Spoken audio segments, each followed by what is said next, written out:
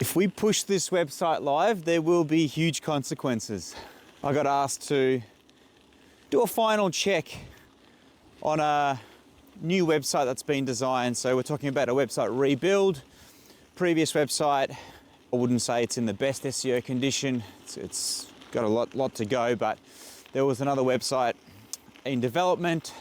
New website was drawn up, beautiful looking website with updated copy. Yeah, nah, that's not going to get my tick of approval. So the first thing I look at is, what are the changes between the two sites? The first site has, let's say, 50 pages, and let's say it's 100 pages. Out of those pages, 20 pages are service pages, which are / the service that the business offers. And the other 80 are blogs and guides and things like that. First thing I looked at was the pages that were actively getting traffic from Google. And then I assessed what are the key terms those pages rank for. And the first thing I looked is that the new website did not have those pages. So if the green button was pressed to push the website live, those visitors coming from Google would instantly hit a dead 404 page. There was no redirect set up. Within a few weeks, Google would have removed that page from the index, which is not something that you want Google to do. You don't want Google to have that kind of power, especially after you've delivered a bad experience to their users. So a page that's been there for a few years, that's getting traffic, it ranks for certain key terms, all of a sudden disappears, and those users are hitting a dead 404 page. Google catches on that pretty quickly. So not good. So was a suitable similar page built out? No, it wasn't. And it won't be. So there's instant loss of any link juice that was being sent to that page. Why wasn't it? Oh, because those pages don't align with the enterprise direction of the website.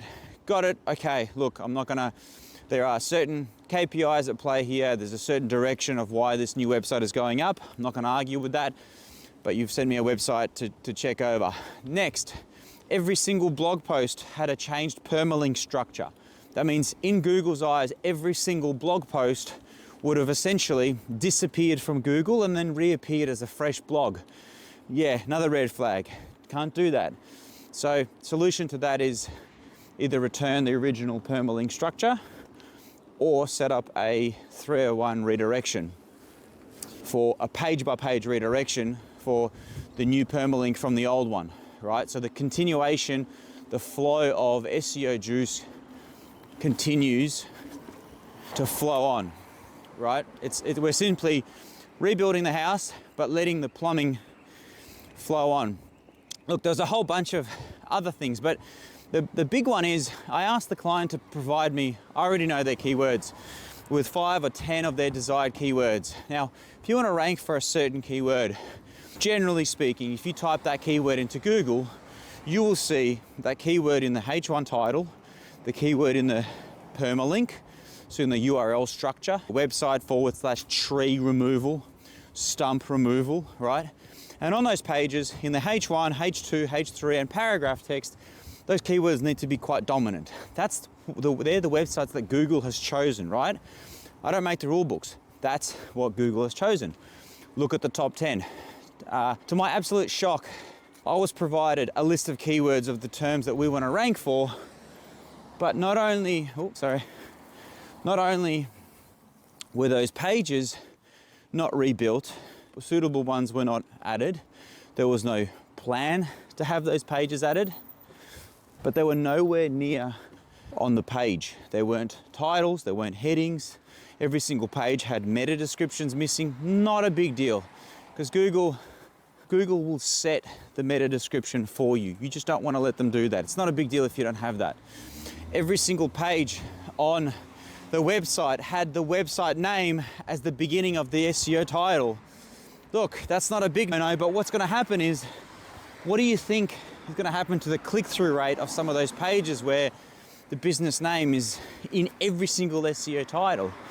Not to say that it shouldn't be there, but if you're going to do a blog on guide on tree removal, how to remove tree should be the title, not John's yard and then how to remove tree. It's someone looking for how to remove tree wants to click on the most relevant query.